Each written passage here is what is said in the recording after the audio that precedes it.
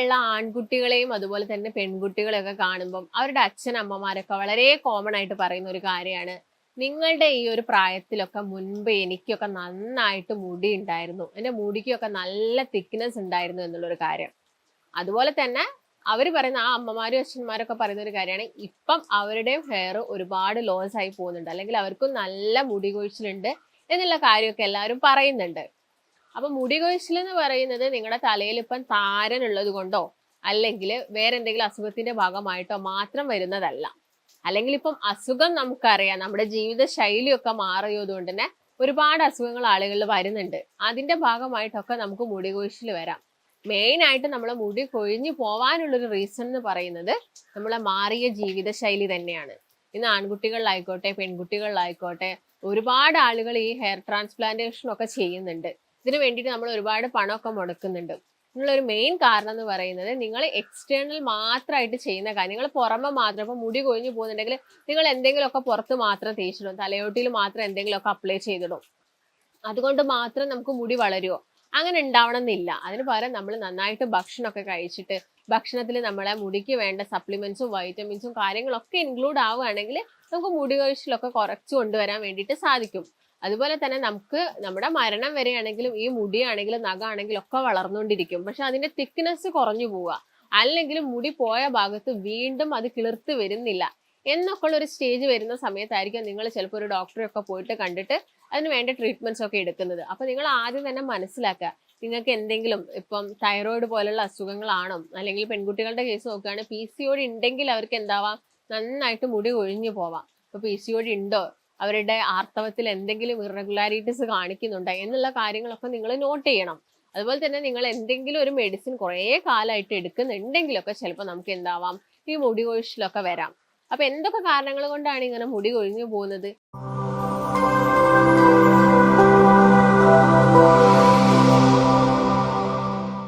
ഒന്ന് ഞാൻ നേരത്തെ പറഞ്ഞ പോലെ തന്നെ ഹൈപ്പോ തൈറോയിഡ്സം കണ്ടീഷൻ അല്ലെങ്കിൽ ഹൈപ്പർ തൈറോയിഡ്സം കണ്ടീഷൻ ഉള്ള ആളുകളിലൊക്കെ അമിതമായിട്ടുള്ള മുടി കൊഴിച്ചിൽ വരാം. ഒരു 100-150 മുടിയോളൊക്കെ ഒരു ദിവസം എന്താണെങ്കിലും ഒരാൾക്ക് കൊഴിഞ്ഞു പോകും. ഇത് വല്ലാതെ, നിങ്ങൾ എവിടെ ഇരുന്നാലും അവിടെ മുടി കൊഴിഞ്ഞു പോവുക, ബാത്റൂമിലൊക്കെ ഒരുപാട് മുടി വന്ന് കെട്ടിക്കിടക്കുക, ഇങ്ങനെയുള്ള സിറ്റുവേഷനിലൊക്കെയാണ് നിങ്ങൾ അത് നോട്ട് ചെയ്യേണ്ടത്. അതുപോലെ തന്നെ ഞാൻ നേരത്തെ പറഞ്ഞ PCOD പ്രശ്നം ഉണ്ടെങ്കിൽ, നിങ്ങൾക്ക് ഇപ്പോൾ അമിത വണ്ണം ഉണ്ടെന്ന് കരുതുക, നല്ല വണ്ണം ഉണ്ടെങ്കിൽ ചിലപ്പോൾ പെൺകുട്ടികളിലൊക്കെ PCOD വരാനുള്ള ചാൻസസ് ഒരുപാട് കൂടുതലാണ്, തൈറോയിഡ് വരാനുള്ള ചാൻസസും കൂടുതലാണ്.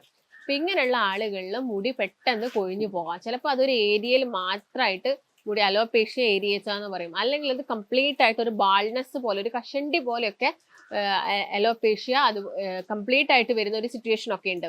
അപ്പൊ ഏതാണോ നിങ്ങൾക്ക് വരുന്ന മുടി കൊഴിച്ചിൽ എന്നൊക്കെ നിങ്ങൾ മനസ്സിലാക്കേണ്ടതുണ്ട്.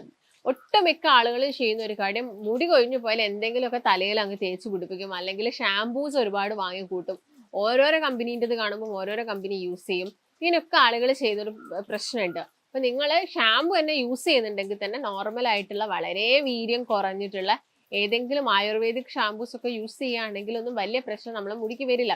അപ്പൊ എപ്പോഴെങ്കിലുമൊക്കെ നമുക്കൊന്ന് ഹെയർ ഒക്കെ നന്നായിട്ടൊന്ന് വാഷ് ചെയ്യണം, തലയിലുള്ള അഴുക്കും കാര്യങ്ങളൊക്കെ കളയണം എന്നൊക്കെ ഉണ്ടെങ്കിൽ നിങ്ങൾ താളി യൂസ് ചെയ്യുന്നതാണ് ഏറ്റവും നല്ലത്. പക്ഷെ അതൊന്നും യൂസ് ചെയ്യാൻ പറ്റാത്ത ഒരുപാട് ആളുകൾ ഉണ്ടാവും. ഇങ്ങനെയുള്ള ആളുകളൊക്കെ ആണെങ്കിൽ നിങ്ങൾ ഷാംപൂസ് യൂസ് ചെയ്യുന്നുണ്ടെങ്കിൽ ഞാൻ നേരത്തെ പറഞ്ഞ പോലെ തന്നെ വളരെ നമ്മുടെ ഹെയറിനൊന്നും അധികം ഡാമേജ് വരാത്ത രീതിയിലുള്ള വീര്യം കുറഞ്ഞ രീതിയിലുള്ള ആയുർവേദിക് ഷാംപൂസ് ഒക്കെ യൂസ് ചെയ്യുന്നതായിരിക്കും കുറച്ചും കൂടി ബെറ്റർ. പിന്നെ മുടി കൊഴിഞ്ഞു പോകാനുള്ള മറ്റൊരു റീസൺ എന്ന് പറയുന്നത് താരനാണ്. താരൻ എന്ന് പറയുന്നത് ചിലപ്പോൾ നിങ്ങൾക്ക് ഒരു ഡ്രൈനെസ് സ്റ്റേജിലൊക്കെ ആയിരിക്കും കിടക്കുന്നത്, തലയോട്ടിൽ വല്ലാതെ ഡ്രൈ ആയിട്ട് കിടക്കുക, ഭയങ്കര ഉണങ്ങിയിട്ട് ചെറിയ ചെറിയ പൊടികളൊക്കെ വരിക, ഈ ഒരു സ്റ്റേജിലൊക്കെ കിടക്കുന്നുണ്ടാവുക. അതിനുള്ളൊരു മെയിൻ റീസൺ എന്ന് പറയുന്നത് നമ്മൾ നന്നായിട്ട് വെള്ളം കുടിക്കുന്നില്ല, ഹൈഡ്രേഷൻ നന്നായിട്ട് നമ്മുടെ ബോഡിയിലില്ല, വൈറ്റമിൻ C റിച്ച് ആയിട്ടുള്ള ഒരു കാര്യങ്ങളും നിങ്ങൾ എടുക്കുന്നില്ല. അപ്പൊ നമ്മുടെ ഹെയറിന്റെ ആരോഗ്യത്തിന് വൈറ്റമിൻ C മാത്രം പോരാ, വൈറ്റമിൻ C ആവശ്യമുണ്ട്, വൈറ്റമിൻ A ആവശ്യമുണ്ട്, D ആവശ്യമുണ്ട്.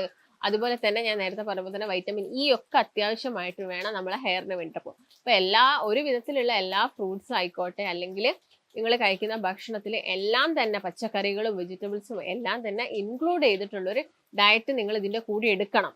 പിന്നെ മെയിൻ ഒരു റീസൺ എന്ന് പറയുന്നത് വിറ്റാമിൻ ഡിന്റെ ഡെഫിഷ്യൻസിയാണ്. വിറ്റാമിൻ ഡി നിങ്ങളുടെ ശരീരത്തിൽ കുറഞ്ഞോ നിങ്ങൾക്ക് വല്ലാതെ മുടി കൊഴിഞ്ഞു പോകാം, നിങ്ങളെ ജോയിന്റ്സിനൊക്കെ നിങ്ങൾക്ക് പെയിൻ വരാം, അങ്ങനെയുള്ള ബുദ്ധിമുട്ടൊക്കെ വരാം. അപ്പൊ നിങ്ങൾ അത് ചെക്ക് ചെയ്യാൻ പോകുന്നതിലും പകരം നിങ്ങൾ മാക്സിമം എന്ത് ചെയ്യുക, വിറ്റാമിൻ ഡി വരേണ്ട ഭക്ഷണങ്ങളൊക്കെ നന്നായിട്ട് കഴിക്കുക, സൺലൈറ്റ് മാക്സിമം കൊള്ളാൻ വേണ്ടിയിട്ടൊക്കെ നോക്കുക.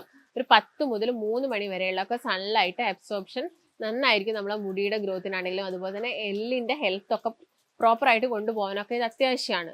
പിന്നെ ഒരു കാരണം എന്ന് പറയുന്നത് അനീമിയാണ്, വിളർച്ചയാണ്. നിങ്ങൾക്ക് രക്തക്കുറവുണ്ടെങ്കിൽ നിങ്ങൾക്ക് നന്നായിട്ട് മുടി കൊഴിച്ചിൽ അനുഭവപ്പെടാം. അതുകൊണ്ട് തന്നെ നമ്മളിപ്പോൾ ഒരു അമിതമായിട്ട് മുടി കൊഴിച്ചിലുള്ള ഒരാൾക്ക് കൊടുക്കുന്ന ബ്ലഡ് ടെസ്റ്റിൽ നമ്മൾ ഫെറിറ്റിൻ ടെസ്റ്റ് ചെയ്യാൻ കൂടി ആളോട് പറയും. കാരണം നിങ്ങൾക്ക് നന്നായിട്ട് അനീമിയ അല്ലെങ്കിൽ അയൺ വല്ലാതെ നിങ്ങളുടെ ശരീരത്തിൽ നിന്ന് ലോസ് ആയിട്ട് പോകുന്നുണ്ടെങ്കിലും നമുക്ക് അമിതമായിട്ടുള്ള മുടി കൊഴിച്ചിൽ വരാം. ഇപ്പം ലേഡീസിന്റെ ഒക്കെ കേസ് നോക്കുകയാണെങ്കിൽ ഒരു 12 മുതൽ 14 വരെയൊക്കെ അവരുടെ ഹീമോഗ്ലോബിൻ വേണം രക്തത്തിൽ.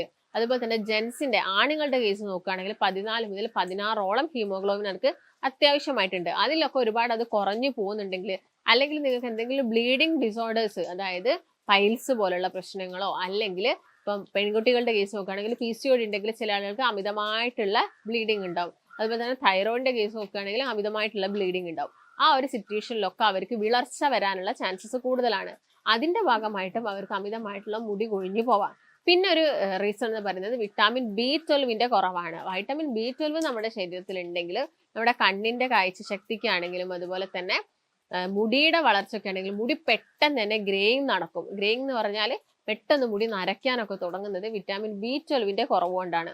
അപ്പൊ ഇങ്ങനെയുള്ള എന്തെങ്കിലും കാരണം കൊണ്ടാണോ നിങ്ങൾക്ക് മുടി കൊഴിച്ചിലുള്ളത് എന്ന് നിങ്ങളൊന്ന് നോക്കുക. അപ്പൊ അതിന് പകരം ആദ്യം തന്നെ ഡയറക്റ്റ് ആയിട്ട് അത് ടെസ്റ്റ് ചെയ്യാതെ നിങ്ങൾ ഈ കാര്യങ്ങളൊക്കെ ഒന്ന് ഭക്ഷണത്തിൽ ഇൻക്ലൂഡ് ചെയ്ത്, അതായത് vitamin B12, vitamin D deficiency വരുന്ന കുറച്ച് കാരണങ്ങളൊക്കെ ഉണ്ടല്ലോ, ഇതിനുള്ള ഭക്ഷണങ്ങളൊക്കെ നിങ്ങൾ കഴിക്കുന്ന സമയത്ത് അത് നോർമൽ ആവുകയാണെങ്കിൽ ആ മുടി കൊഴിച്ചിൽ തന്നെ അങ്ങ് നിന്നോളൂ. അപ്പൊ നിങ്ങൾ ഡയറക്റ്റ് ആയിട്ട് പോയിട്ട് അത് ടെസ്റ്റ് ചെയ്യേണ്ട ആവശ്യകതയില്ല. അപ്പൊ ഞാൻ നേരത്തെ പറഞ്ഞ പോലെ തന്നെ ഇപ്പൊ നിങ്ങൾക്ക് നല്ല അനീമിക് അല്ലെങ്കിൽ നിങ്ങൾക്ക് വിളർച്ചയൊക്കെ അനുഭവപ്പെടുന്നുണ്ടെങ്കിൽ നന്നായിട്ട് നിങ്ങൾ രക്തം വെക്കുന്ന ഭക്ഷണങ്ങൾ കഴിക്കുക. പോമോഗ്രാനൈറ്റ്, മാതളം നന്നായിട്ട് കഴിക്കുക. അതുപോലെ തന്നെ നിങ്ങളെ ഭക്ഷണത്തിൽ എള്ള് നന്നായിട്ട് ഇൻക്ലൂഡ് ചെയ്യാൻ വേണ്ടിയിട്ട് നോക്കുക. എള്ളൊക്കെ വിറ്റാമിൻ D ആയിക്കോട്ടെ, കാൽഷ്യം ഒക്കെ ഒരുപാടുള്ളൊരു ഭക്ഷ്യവസ്തുവാണ് എള്ളെന്ന് പറയുന്നത്. അപ്പൊ നിങ്ങൾ ഡെയിലി ഒരു ടീസ്പൂൺ എള്ളൊക്കെ ചവച്ച് കഴിക്കുന്നതൊക്കെ നല്ലതാണ്. അപ്പൊ അല്ലെങ്കിൽ ഭക്ഷണത്തിലാണ് ഇൻക്ലൂഡ് ചെയ്യുന്നതെങ്കിൽ അങ്ങനെ കഴിക്കാൻ വേണ്ടിയിട്ട് നോക്കുക. അതുപോലെ തന്നെ വിറ്റാമിൻ D കൂടുതലായിട്ടുള്ളത് പാലുൽപ്പന്നങ്ങളാണ്, നമുക്ക് എല്ലാവർക്കും അറിയാം. അതുപോലെ തന്നെ ചിയാ സീഡിൽ വിറ്റാമിൻ D കൂടുതലാണ്. അപ്പൊ ചിയാ സീഡ് നിങ്ങൾ കഴിക്കാൻ. ആൽമണ്ട്, ബദാമിൽ വിറ്റാമിൻ D കൂടുതലാണ്. ഇതൊക്കെ അടങ്ങിയ ഭക്ഷണങ്ങൾ മാക്സിമം കഴിക്കാൻ വേണ്ടി നോക്കുക. അതുപോലെ തന്നെ രക്തക്കുറവാണെങ്കിൽ ഞാൻ നേരത്തെ പറഞ്ഞ പോലെ മാതളം കഴിക്കുക, റാഗി നന്നായിട്ട് കഴിക്കുക. എള്ളിലും നമ്മളെ രക്തക്കുറവൊക്കെ കുറയ്ക്കാൻ വേണ്ടിയിട്ട് എള്ള് സഹായിക്കും. അപ്പം ഇത് നിങ്ങൾ മാക്സിമം നിങ്ങളുടെ ഭക്ഷണത്തിൽ ഇൻക്ലൂഡ് ചെയ്യാൻ വേണ്ടി നോക്കുക. ഇതിന്റെ കൂടെ തന്നെ നിങ്ങൾക്ക് വേറെ ആരോഗ്യ പ്രശ്നങ്ങളൊന്നുമില്ല, ഫാറ്റി ലിവർ പോലുള്ള പ്രശ്നങ്ങളൊന്നും ഇല്ലെങ്കിൽ എന്ത് ചെയ്യാം, റെഡ് മീറ്റും ഇടയ്ക്കിടയ്ക്ക് നിങ്ങളുടെ ഭക്ഷണത്തിൽ, അതായത് ബീഫും മട്ടനും ഒക്കെ നിങ്ങളുടെ ഭക്ഷണത്തിൽ ഇൻക്ലൂഡ് ചെയ്യുക. ചെറു മത്സ്യങ്ങൾ നന്നായിട്ട് കഴിക്കാൻ വേണ്ടിയിട്ടൊക്കെ നോക്കുക. ഇതൊക്കെ നമ്മുടെ ഹെയർ ഗ്രോത്ത് കൂട്ടാൻ വേണ്ടിയിട്ട് സഹായിക്കും. ഇതിന്റെ കൂടെ തന്നെ നിങ്ങൾ ചെയ്യേണ്ട കാര്യങ്ങളാണ് എന്ത്, എക്സ്റ്റേണൽ ആയിട്ട് നിങ്ങൾ അപ്ലൈ ചെയ്യേണ്ട കാര്യങ്ങൾ. ഇപ്പൊ മുട്ടയുടെ വെള്ളയൊക്കെ ഒരുപാട് പേര് തലയിൽ അപ്ലൈ ചെയ്യാറുണ്ട്. നല്ലൊരു കണ്ടീഷണറാണ്. വേറെ അതിൻ്റെ അകത്ത് കെമിക്കൽസോ കാര്യങ്ങളോ ഒന്നുമില്ല. അതുകൊണ്ട് അത് നമുക്ക് യൂസ് ചെയ്യുന്നതുകൊണ്ട് ഒരു കുഴപ്പമില്ല. അതുപോലെ ഇപ്പൊ നിങ്ങൾ ട്രൈ ചെയ്യുന്ന കാര്യമാണ് ഉലുവ. എല്ലാവരും ഉലുവയൊക്കെ കുതിർത്ത് വെച്ചിട്ട് അത് അരച്ച് പേസ്റ്റ് ആക്കിയിട്ടൊക്കെ തലയിൽ അപ്ലൈ ചെയ്യും. മുടിയുടെ ഒരു തിക്നെസ് കൂടാൻ വേണ്ടിയിട്ടൊക്കെ അതൊക്കെ നല്ലതാണ്. തേങ്ങാപ്പാൽ ഇപ്പൊ നിങ്ങൾക്ക് ഒരുപാട് താരനും ബുദ്ധിമുട്ടൊക്കെ ഉണ്ടെങ്കിൽ തേങ്ങാപ്പാൽ നിങ്ങളെ തലയിൽ അപ്ലൈ ചെയ്യുന്നതൊക്കെ ഈ ഒരു ബുദ്ധിമുട്ട് കുറയ്ക്കാൻ വേണ്ടിയിട്ട് സഹായിക്കും. അതുപോലെ തന്നെ തേങ്ങ ആട്ടിയ വെളിച്ചെണ്ണയാണ് നമ്മൾ തലയിലൊക്കെ കൂടുതലായിട്ട് യൂസ് ചെയ്യേണ്ടത്. വേറെ നമ്മൾ കടയിൽ പോയിട്ട് വാങ്ങുന്ന അല്ലെങ്കിൽ വേറെ ഓയിലൊന്നും ഓവറായിട്ട് നമ്മളെ ഹെഡിലൊന്നും അപ്ലൈ ചെയ്യേണ്ട ആവശ്യകതയില്ല.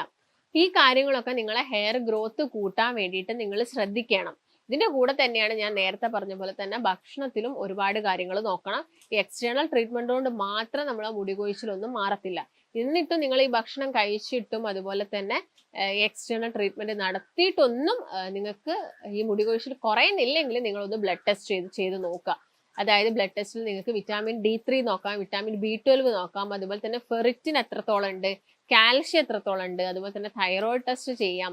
PCOD നോക്കണമെങ്കിൽ നിങ്ങൾക്ക് ഒരു USG സ്കാൻ, നിങ്ങളുടെ വയറിന്റെ ഒരു അൾട്രാസൗണ്ട് സ്കാനിങ് ഒക്കെ ചെയ്ത് നോക്കാം.